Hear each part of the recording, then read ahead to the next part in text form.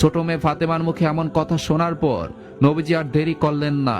তিনি ফাতেমাকে নিয়ে বাড়িতে আসলেন এবং খাদিজার কাছে গিয়ে বসলেন।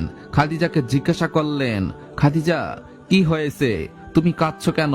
তখন খাদিজা রাদিয়াল্লাহু তাআলা আনহা কান্না ভরা চোখে বললেন, ইয়া রাসূলুল্লাহ, আমি কবরের কথা চিন্তা করে কাঁদছি। তখন নবীজি সাল্লাল্লাহু আলাইহি ওয়াসাল্লাম বললেন, হে খাদিজা, তুমি চিন্তা করো না, আল্লাহ রাব্বুল আলামিন তোমাকে নিজেই সালাম দিয়েছেন। সেই মহান আল্লাহ রাব্বুল আলামিন তোমার কবরের আযাব মাফ করে দিবেন।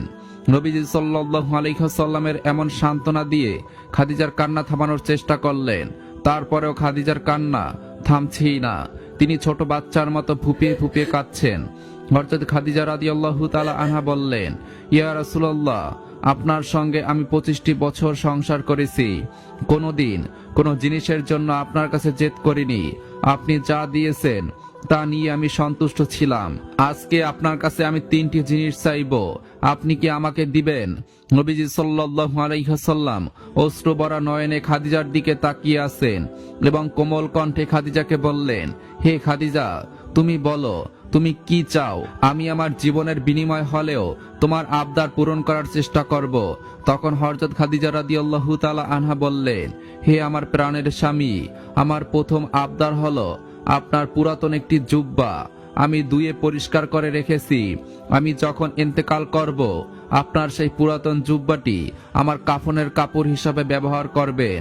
আপনার পুরাতন জুব্বায় আমাকে মুড়িয়ে কবরস্থ করবেন। নবীজি বললেন, হে খাদিজা, এমন অহেতুক আবদার কেন করছো? তোমার ইন্তেকালের পর আমার পুরনো জুব্বা দিয়ে কেন তোমাকে দাফন করব?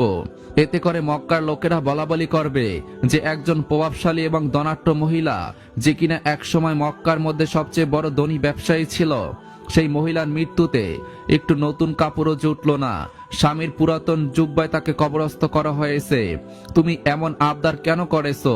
তখন খাদিজা রাদিয়াল্লাহু তাআলা আনহা বললেন, হে আমার স্বামী, আমি বিশ্বাস করি আপনার পুরাতন জুব্বা যদি আমার শরীরে থাকে তাহলে আমার শরীরকে জাহান্নামের আগুনে ছুঁতে পারবে না, কবরের মাটি আমাকে চাপ দিতে পারবে না।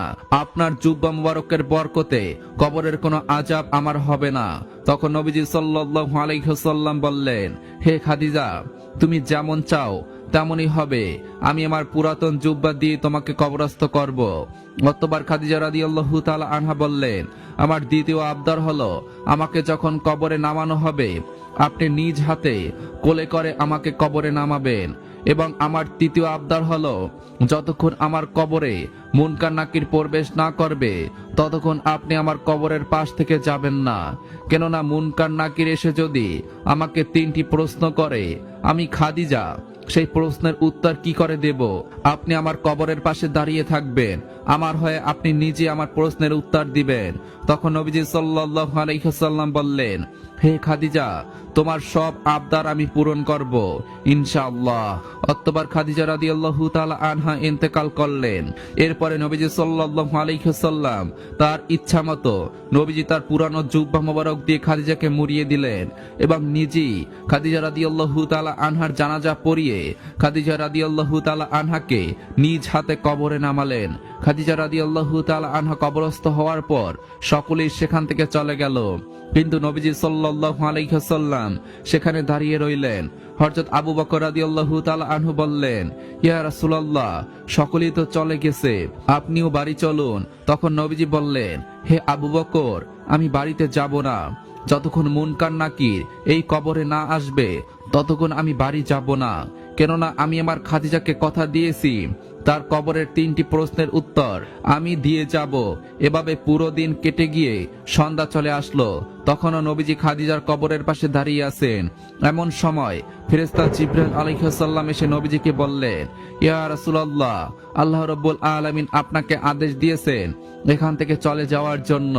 কেননা আল্লাহ রাব্বুল আলামিন নিজেই খাদিজার কবরের 3টি প্রশ্নের উত্তর দিয়েছে। আপনি কোনো চিন্তা করবেন না, খাদিজার কবর এখন জান্নাতের বাগানে পরিণত হয়েছে। হযরত খাদিজা রাদিয়াল্লাহু তাআলা আনহার ইন্তেকালের কিছুদিন পর নবীজির প্রিয় চাচা আবু তালিবও ইন্তেকাল করেন।